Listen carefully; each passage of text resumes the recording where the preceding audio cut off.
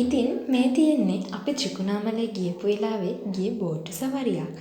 අපි ගියේ marble beach එකට. ඉතින් ඕගොල්ලොත් ත්‍රිකුණාමලේ ආවහම මේ වගේ බෝට්ටු සවාරියක් යන්න අමතක කරන්න එපා. ඒක ජීවිතේ වෙනස්ම අත්දැකීමක් වේවි.